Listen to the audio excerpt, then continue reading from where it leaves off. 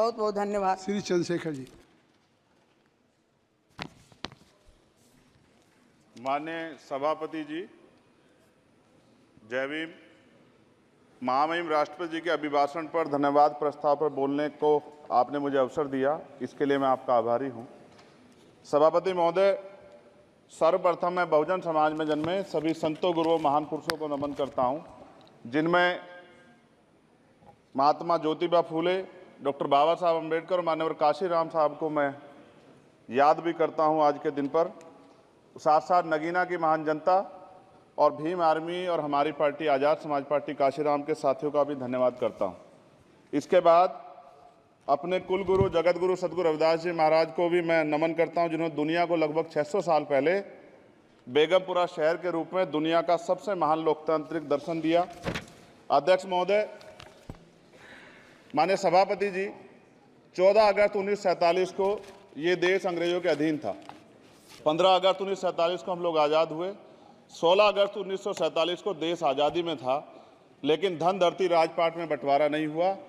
जो साधन संसाधन थे उनमें बंटवारा सही रूप से न होने के कारण एक बहुत बड़ी आबादी सुविधाओं से वंचित और सम्मान से वंचित रह गई। उनको सम्मान देने के लिए और अंतिम व्यक्ति तक सुविधाएं पहुंचे, इसके लिए लोकतंत्र की व्यवस्था हुई।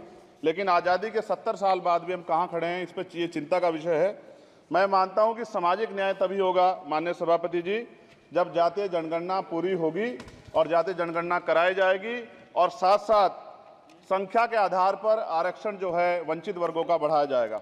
उसके साथ साथ जब राष्ट्रपति जी अभिभाषण पर बात रख रही थी तो उन्होंने शहरी और ग्रामीण क्षेत्रों के विकास की बात कही और ये भी कहा कि दुनिया में सबसे उत्तम शहर हमारे यहाँ बने। लेकिन माननीय सभापति जी, 70% आबादी तो गांव में निवास करती है, तो गांव की आबादी के बारे में भी सोचना होगा कि उनका जीवन कैसे बदले। माननीय सभापति जी, उच्च शैक्षणिक संस्थानों में बहुजन समाज के जो छात्र हैं उनके साथ कास्ट एट्रोसिटी हो रही है, निरंतर उनकी हत्या हो रही है। साथ साथ जो सरकारी कर्मचारी हैं दफ्तरों में, उनके साथ भी जो SC ST OBC और मुस्लिम और अन्य धार्मिक अल्पसंख्यक, उनके साथ भी माननीय सभापति जी जातिगत और धार्मिक जो है शोषण किया जा रहा है। इसलिए मेरी मांग भी है कि पुरानी पेंशन को भी अध्यक्ष जी बहाल किया जाए। जो कर्मचारी देश की सेवा में लगे हैं उनका भी सम्मान होना चाहिए।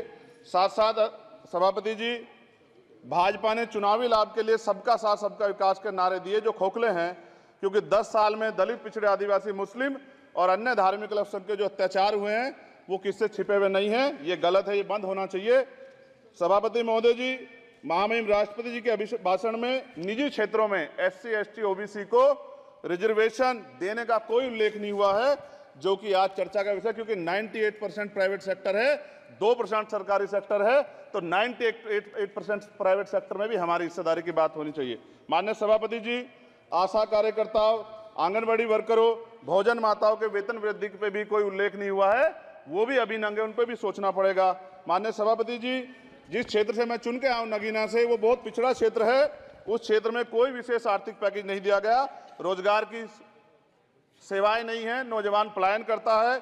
IIT, IIM, एम्स, केंद्रीय विद्यालय आदि शिक्षा में और चिकित्सा संस्थानों की स्थापना होनी चाहिए, जो कि नहीं है। और माननीय सभापति जी, मानसून सत्र आ गया है, मेरा क्षेत्र बाढ़ से बहुत प्रभावित है, इसलिए मैं आपसे आग्रह करूंगा कि वहां के लोगों को बाढ़ से निजात दिलाई जाए। माननीय सभापति जी, चीन हमें आंख दिखा रहा है और लगातार हमारे देश की सीमाओं में घुसपैठ कर रहा है, इसलिए अग्निवीर योजना को हटाकर पुनः सेना भर्ती शुरू की जाए और साथ साथ भारत की सबसे प्राचीन व बहादुर रेजिमेंट में से एक चमार रेजिमेंट को पुनः बहाल करा जाए, ऐसा भी मेरा आपसे आग्रह है। माननीय सभापति जी, पिछले सारे प्रधानमंत्रियों ने मिलकर जितना कर्ज लिया है उससे दुगना कर्ज हमारे वर्तमान के प्रधानमंत्री जी ने लिया है। किसान अगर अपना कर्ज माफ कराने के लिए जाता है तो लाठी झेलनी पड़ती है, जबकि सरकार ने धन्ना सेठों का 15 लाख करोड़ रुपया माफ किया है। इस ओर हमें ध्यान देना पड़ेगा, हमारी आने वाली पीढ़ियों को ये कर्ज चुकाना पड़ेगा। माननीय सभापति महोदय जी, किसानों को MSP की लीगल गारंटी तथा किसानों का कर्ज माफ होना चाहिए। साथ साथ 2 अप्रैल 2018 को SC ST के बच्चों पे बहुत बड़े पैमाने पे मुकदमे लगे थे, वो हमारी लड़ाई सही थी, ये सुप्रीम कोर्ट ने माना और बाद में सरकार ने माना, वो मुकदमे तुरंत वापस होने चाहिए। माननीय सभापति जी, प्रेस जो है उस पर भी शिकंजा कसा जा रहा है, जो पत्रकार सरकार खिलाफ बोलता है नौकरी से हाथ धोना पड़ता है। और सोशल मीडिया हमारा हथियार है, उस पर तरह तरह के प्रतिबंध लगाए जा रहे हैं और विरोध करने वालों को सोशल मीडिया हैंडल भी सस्पेंड करा दिए जा रहे हैं। साथ साथ सभापति जी, पेपर लीक और परीक्षाओं के कैंसिल होने से देश के नौजवानों का भविष्य खतरे में है। नीट, यूपी सिपाही भर्ती सभापति जी और 69,000 शिक्षक भर्ती में आरक्षण घोटाला हुआ है, कोई पूछने वाला नहीं, खून के आंसू रो रहे हैं बच्चे, बेरोजगारी का दंश युवा झेल रहे हैं।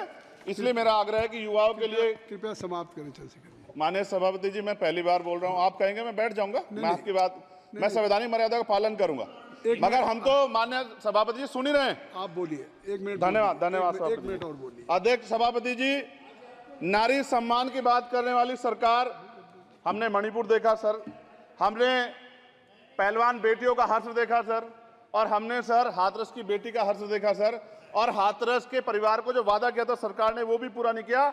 और महिलाओं में भी, स्पेशली दलित, पिछड़े और मुस्लिम वर्ग की, आदिवासी वर्ग की महिलाओं के साथ आज भी एनसीआरबी का डाटा कहता है सर जो जुल्म हो रहा है वो सहनीय नहीं है सर। साथ साथ कोविड में तैरती, हमने कोविड में बहुत सुना सर, कोविड में तैरती लाशें भी गंगा में हमने देखी है सर, और मजदूरों का हाल भी हमने देखा है। सभापति जी, बस सब समाप्त कर रहा हूं। नोटबंदी पे छोटे मझले उद्योग की जो कमर टूटी वो भी हमने देखी है।